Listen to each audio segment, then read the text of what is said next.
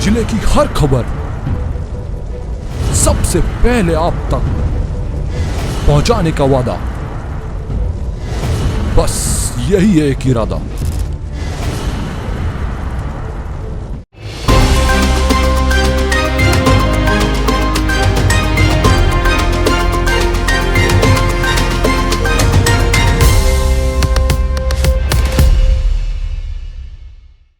नमस्कार, आप देख रहे हैं पद्मेश 24/7 कृष्णा संडे के साथ। चलिए न्यूज बुलेटिन की शुरुआत करते हैं हेडलाइन से।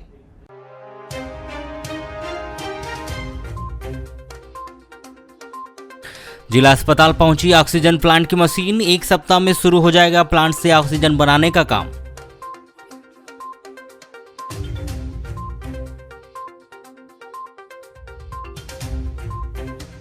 पांच वर्ष में जर्जर हो गया लोक सेवा केंद्र, गुणवत्ता की हकीकत आई सामने। जिम्मेदार भवन के विषय में पत्राचार करने का दे रहे हवाला। नगरपालिका के स्वच्छता अभियान के दावों की पोल खोल रहा शहर का बस स्टैंड। गंदगी से यात्री हो रहे परेशान। 12 से 14 जुलाई के बीच जिले भर में नहीं होगा कोविड वैक्सीनेशन। वैक्सीन की कमी और अन्य कारण बनी वजह। पंचायत एवं ग्रामीण विकास विभाग में कार्यरत संविदा कर्मचारियों ने नियमितीकरण की मांग को लेकर बनाई रणनीति।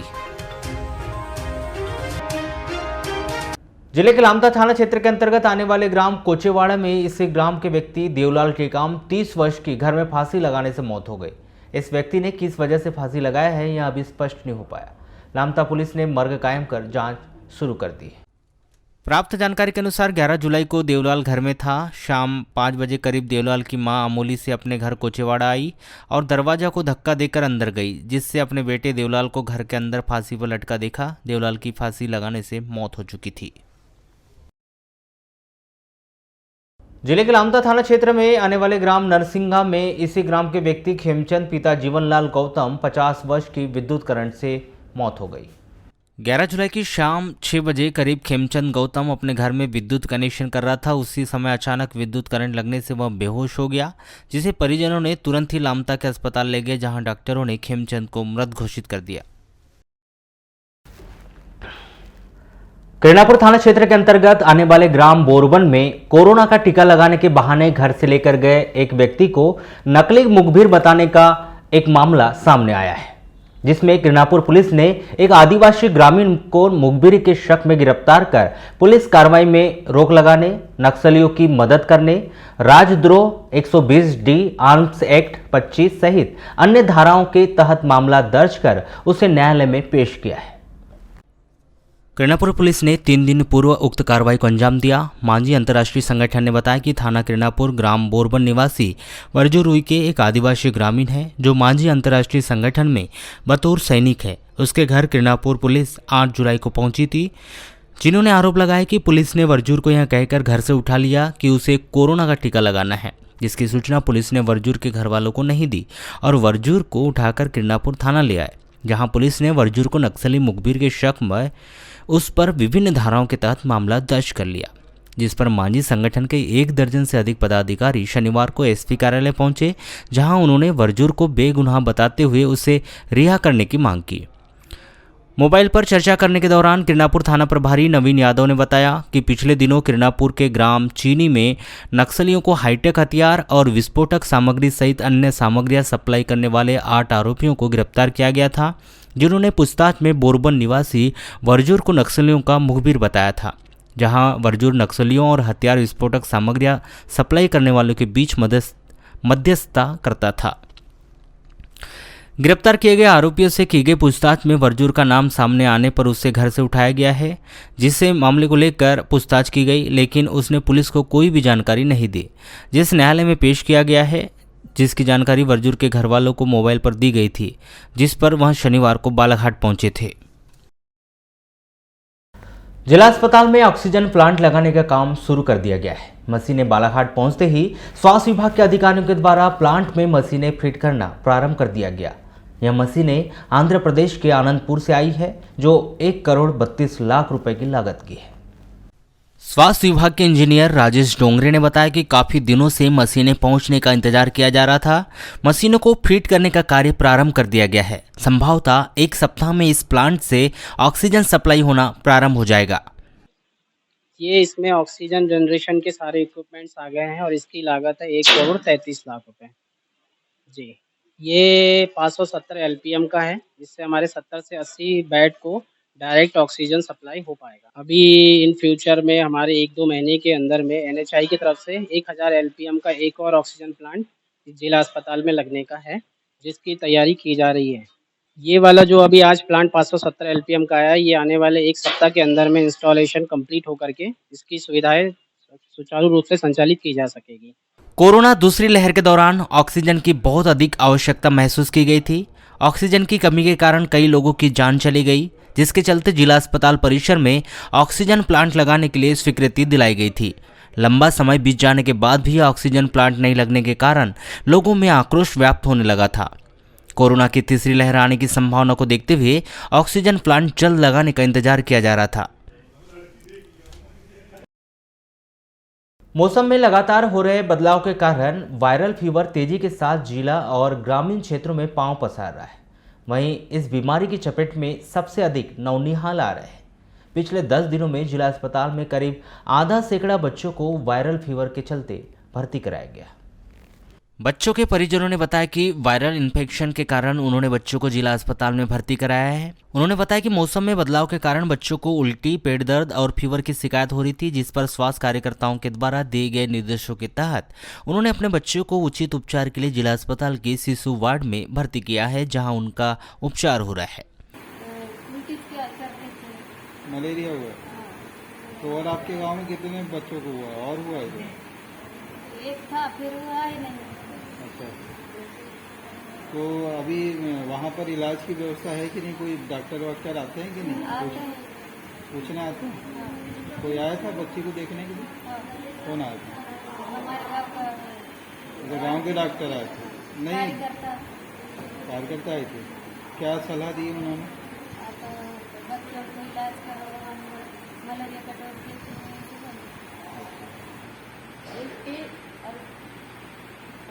बुखार भी होता है और पेंसिल भी है। तो दिखाए थे गांव में किसी को? कोई डॉक्टर है आपके यहाँ? है ना, सनवानी में। तो दिखाए तो क्या बोले? मलेरिया निकला। मलेरिया? अस्पताल से कोई आता है क्या जांच आज करने मलेरिया की? कभी कोई आया है? कोई नहीं आया। मोबाइल पर हुई चर्चा के दौरान civil surgeon doctor A.K. Jain ने बताया कि वर्तमान में मौसम के बदलाव के कारण वायरल फीवर और मलेरिया के प्रकरणों में इजाफा हुआ है। वहीं वायरल फीवर की चपेट में अधिकांश बच्चे आ रहे हैं। उन्होंने कहा कि बच्चों के परिजनों को बच्चों का विशेष ख्याल रखना चाहिए ताकि वे इस बीमारी से बच सके। उन्होंने कहा कि जितने भी बच्चों को जिला अस्पताल में भर्ती कराया गया है, उनका बेहतर तरीके से उपचार किया जा रहा है। वहीं जिन क्षेत्रों में वायरल फीवर का प्रकोप अधिक है, वहां स्वास्थ्य कर्मचारी के द्वारा ग्रामीणों को विशेष सलाह और प्राथमिक उपचार दिया जा रहा है। कलेक्टर कार्यालय परिसर में बनाया गया लोक सेवा केंद्र का भवन महज कुछ सालों में ही क्षतिग्रस्त हो गया है, जिसके कारण यहां कार्य करने वाले कर्मचारियों को काफी दिक्कतों का सामना करना पड़ रहा है। लाखों की लागत से बनाए गए इस भवन की टाइल्स जगह जगह से टूटकर क्षतिग्रस्त हो गई है। साथ ही दीवारों में भी दरारें आ गई है। बताया जा रहा है कि इस भवन का निर्माण हाउसिंग बोर्ड द्वारा कराया गया था। वरिष्ठ अधिकारियों को इस समस्या के बारे में बताया जा चुका है, लेकिन इस ओर ध्यान नहीं दिया जा रहा है। तो सर, जब से बिल्डिंग बनी है उसके 1 साल बाद से पूरा धसकने लगा है। नीचे इसका भरान अच्छे से नहीं हुआ है तो वो दबते जा रहा है और यहाँ तक कि बेंच वेंच भी दब रहे हैं। दीवारों में क्या क्रैक भी आ रहा है क्या? दीवारों में वो है, ज़मीन नीचे जा रही है तो जो टाइल्स लगी है वो धरती नीचे घुसते जा रही है। और डर तो ऐसा है कि अब पता नहीं कब घुस जाए अंदर, समझ नहीं आ रहा है। तो आपने कभी इसकी शिकायत नहीं करी क्या? शिकायत तो नहीं की है इसकी कभी। नहीं, वरिष्ठ अधिकारियों को अवगत वगैरह करवाएंगे नहीं? नहीं, हमारे जैसे सर लोग आते हैं वो देख के चले जाते हैं। नहीं, ऐसा बनाने वाला काम तो बोले नहीं है अभी तक। लोक सेवा केंद्र के प्रबंधक अनिल कुमार लिल्लारे से जानकारी लेने का प्रयास किया गया, लेकिन उनके द्वारा अधिक काम होने का हवाला देते हुए बताया गया कि यह समस्या उनके संज्ञान में है। इसके बारे में विभाग को पत्र लिखने ही वाले थे, जल्द ही वे पत्र लिखेंगे।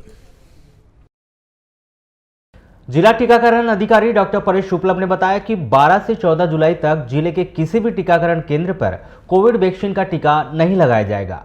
13 जुलाई दिन मंगलवार को बच्चों एवं गर्भवती माताओं का नियमित टीकाकरण चालू रहेगा।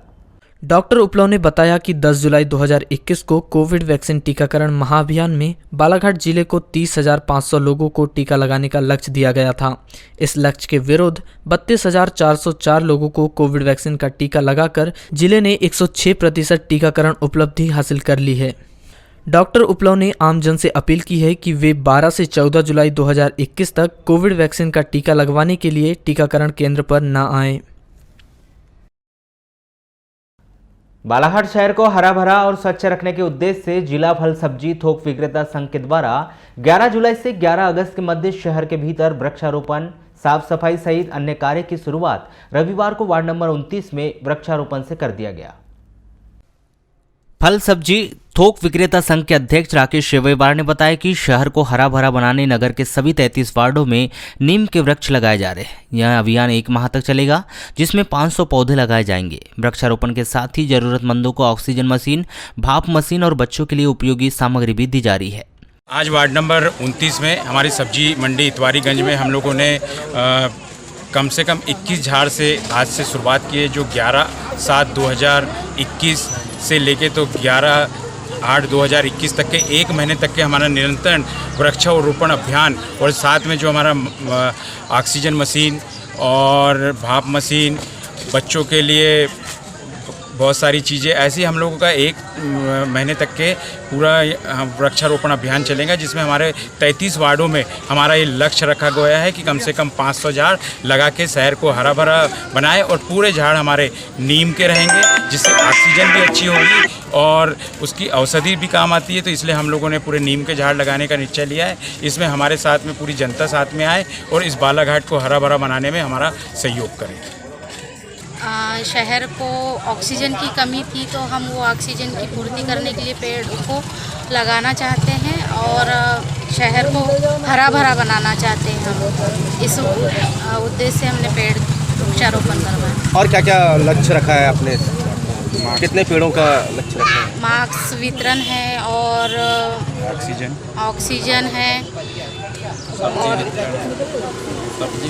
Oxygen cylinder. तो बालाघाट विधायक गौरीशंकर बिसेन ने कहा कि कोरोना संकट के दौरान सभी को भली भांति पता चल गया है कि जीवन के लिए ऑक्सीजन कितना महत्वपूर्ण है।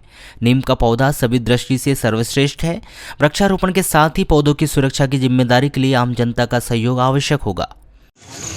बालाघाट एवं फल एवं सब्जी विक्रेता संघ के संयुक्त तत्वाधान में वार्ड नंबर 29 में आज बृहत वृक्षारोपण का कार्यक्रम हो रहा है, जिसमें प्राथमिकता पे नीम के पौधे लगाए जा रहे हैं। जैसा कि हम जानते हैं कि जीवन के लिए ऑक्सीजन का अत्यंत ही महत्व है और ऑक्सीजन के बिना जीवन अपूर्ण है, शून्य है।